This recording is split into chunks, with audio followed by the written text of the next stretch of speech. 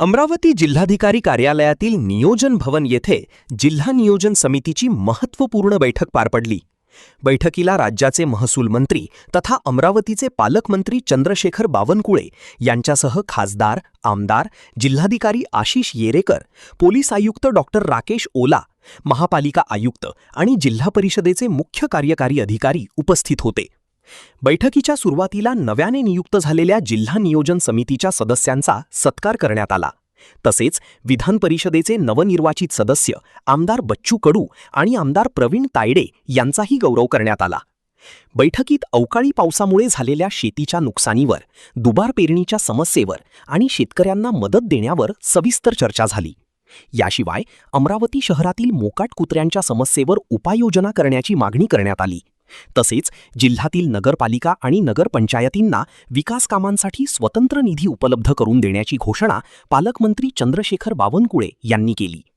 बैठकीदरम्यान विविध आमदारांनी आपल्या मतदारसंघातील विकास कामांसाठी अतिरिक्त निधीची मागणी केली। अमरावती जिल्ह्याच्या सर्वांगीण विकासासाठी राज्य शासन कटिबद्ध असल्याचा पुनरुच्चार पालकमंत्र्यांनी केला।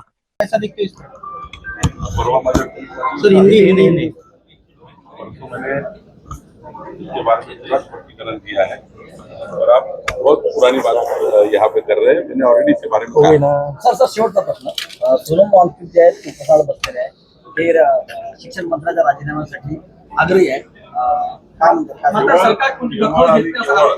केवळ आणि केवळ राजकीय आंदोलन आहे। यापेक्षाही मोठ्या पेपर फुटी देशात घडलेला आहे। मी समर्थन करणार नाही पेपर फुटीचं, पण जेव्हा अनेक काँग्रेसच्या सरकारच्या काळात पेपर फुटीचा सिरियल चालू होता, तेव्हा अंतिम कुठे गेले होते, तेव्हा विरोधी पक्षाचे लोक कुठे गेले होते, तेव्हा त्या ठिकाणी सत्ता आमच्या सरकारने आम्हाला त्या ठिकाणी शिस्तून गुन्हा दिला। सरकारने चुकीची कारवाई केली आहे। सरकार पुढे जाऊन कारवाई करताय।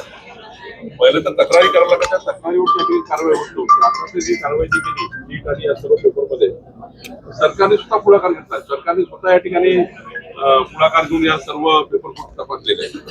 त्यामुळं केवळ राजकारणाकरता असे आंदोलन सुरू आहे, निगेटिव्हिटी नरेटिव्ह तयार करण्याकरता आंदोलन सुरू आहे।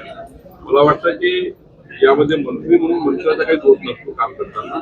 शेवटी प्रशासनाची जबाबदारी काय असतं असं मंत्र्यावर सामूहिक जबाबदारी असते। मला असं वाटतं की हे आंदोलन केवळ राजकीय स्टंट आहे आणि या स्टंटला कुणी बळी पडणार नाही। आमचे धर्मेंद्र प्रधानजी योग्य पद्धतीने काम करतात। एक मुख्यमंत्री आहे मोदीच्या सरकारमध्ये, त्यामुळं पेपर फुटी ही घटना जी आहे ती पोलिसांनी पकडली आहे।